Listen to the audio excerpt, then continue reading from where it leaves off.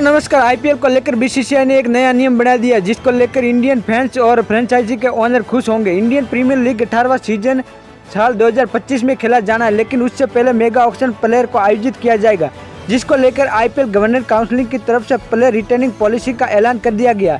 इस बार कुछ नए नियमों को भी लागू किया गया, जिसमें एक विदेशी प्लेयर को लेकर भी जिसको लेकर पिछले काफी समय से फ्रेंचाइजी मांग कर रही थी।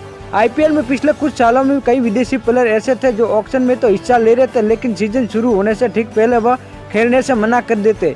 ऐसे में उसका नुकसान फ्रेंचाइजों को उठाना पड़ता था और उनको लेकर आईपीएल गवर्नर काउंसिल की भी शिकायत की थी, जिस पर अब नया नियम लागू किया गया है।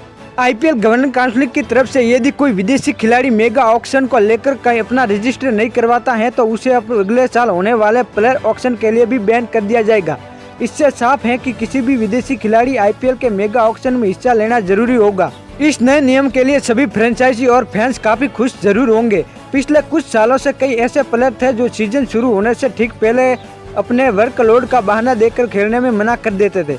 अब नए नियम के अनुसार यदि किसी खिलाड़ी को कोई फ्रेंचाइजी ऑक्शन के समय अपनी टीम के लिए चुन लेती है और बाद में वह प्लेयर सीजन शुरू होने से पहले खेलने से मना कर देता है तो उस स्थिति में उस खिलाड़ी को 2 साल के लिए आईपीएल में खेलने से बैन लगा दिया जाएगा।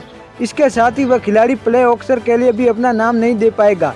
अब ये नियम लागू होने के बाद अब इंडियन फैंस और फ्रेंचाइजी के ओनर काफ़ी खुश नजर आ रहे हैं, क्योंकि जिस तरह से पैसे तो ले लेते थे लेकिन फिर वापस नाम लिया जाता था खिलाड़ियों के द्वारा और फिर मनमानी विदेशी खिलाड़ियों के द्वारा की जाती थी, जिसको लेकर कई बार शिकायत की थी फ्रेंचाइजी ने आईपीएल के ओनर और बीसीसीआई को। अब बीसीसीआई ने ये नया नियम बनाकर अब बहुत कुछ बदल दिया आईपीएल को लेकर।